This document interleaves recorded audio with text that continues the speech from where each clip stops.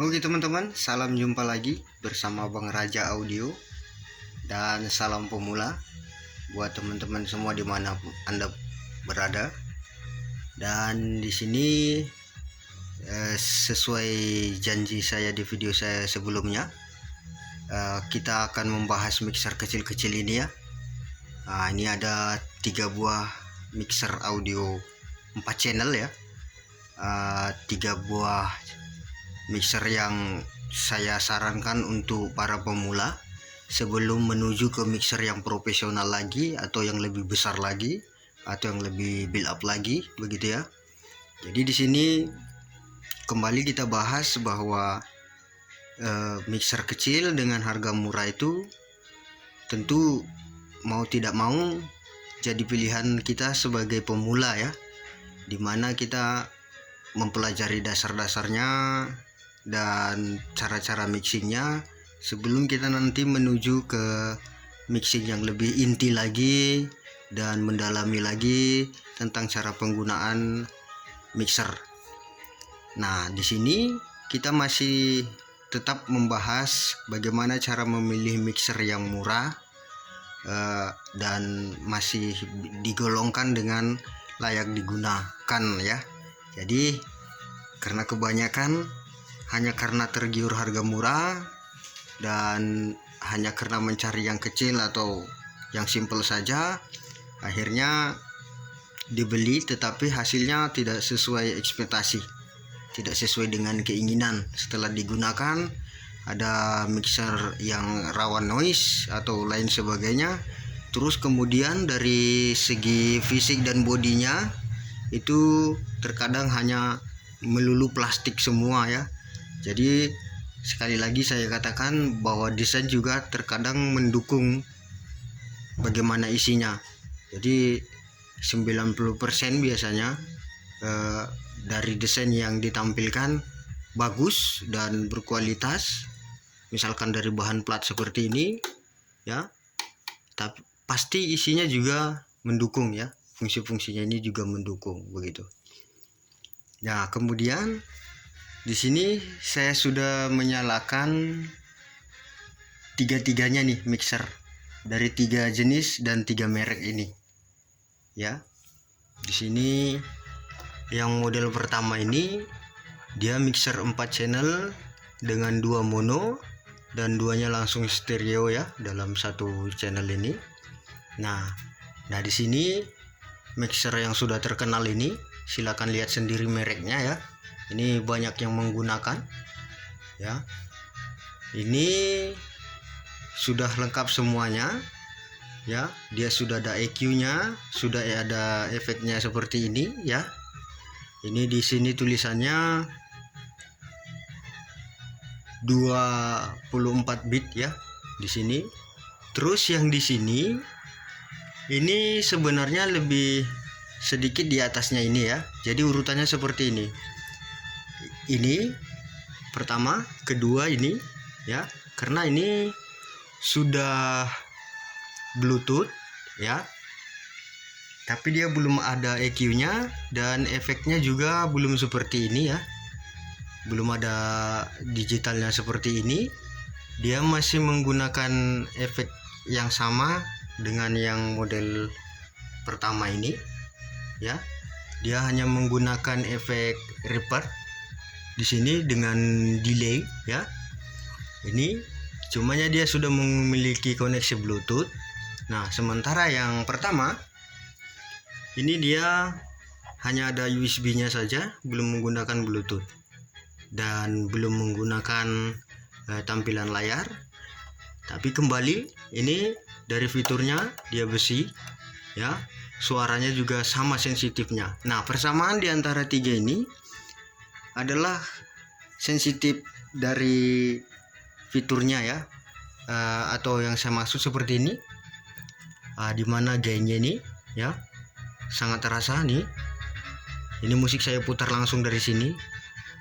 High-nya ini dia lebih terasa dibandingkan yang mixernya plastik semua atau yang kata orang sih KW-KW begitu ya. Nah, jadi kembali saya jelaskan bahwa fitur dan keseriusan pembuatan pendesainan seperti ini ya, seperti ini semua. Dari tampilannya juga biasanya 90% mendukung hasil dalamnya. Contohnya kita putar gain, kita putar high-nya, mid-nya, low-nya, itu terasa walaupun dia mixer murah begitu. Disitulah kita layak mempertimbangkan ini layak untuk kita pakai atau tidak, seperti itu.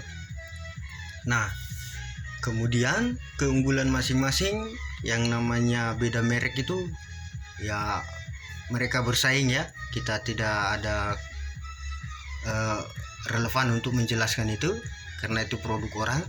Nah, kemudian yang ketiga adalah noise ya, atau gangguan-gangguan suara yang liar begitu. Terkadang kita memilih mixer hanya karena murahnya aja kita langsung beli.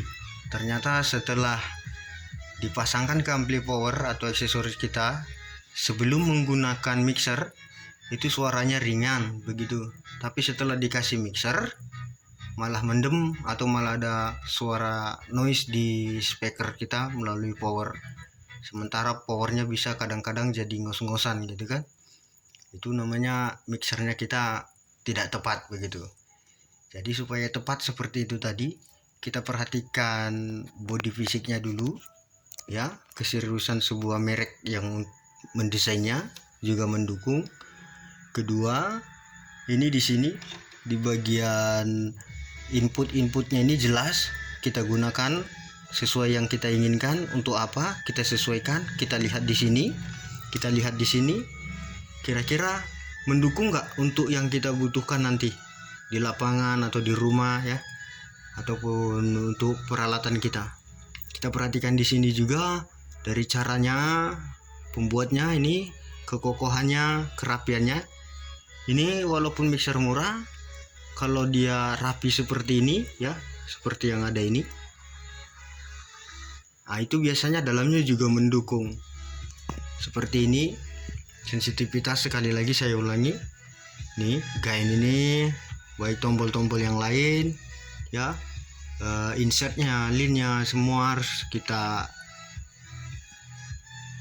perhatikan semua ya.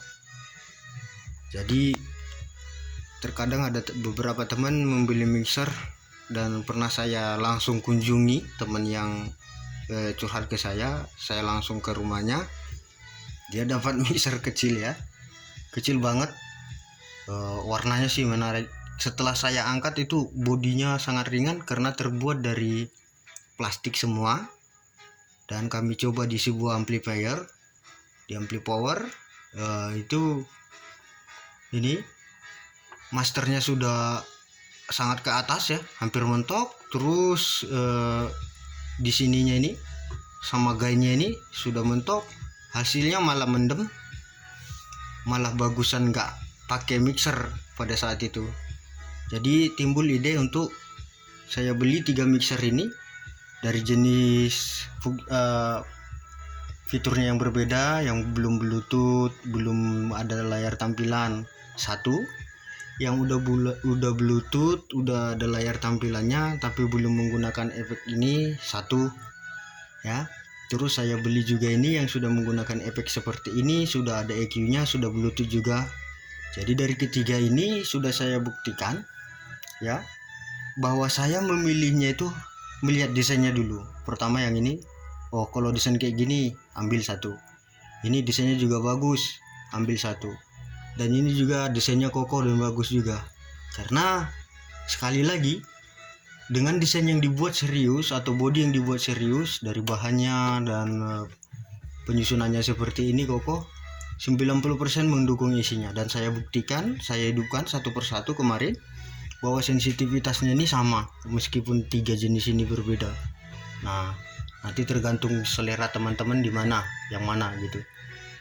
Itulah membuktikan bahwa saya dengan melihat posturnya ini, baik itu inputnya apa saja segala macam, rig out segala macam, itu saya perhatikan kalau dibuat dengan serius, dengan profesional, meskipun di harga murah, isinya juga mendukung. noise-nya rendah ya, terus sensitivitasnya bagus ya, bisalah kita coba-coba buat mixing bagaimana ini. Itu dia istilahnya sesuai lah begitu. Nah yang kedua, memang fiturnya juga saya perhatikan ya, ini ada ponsnya di mana, nanti ini bagaimana begitu kan, dan itu sudah saya buktikan.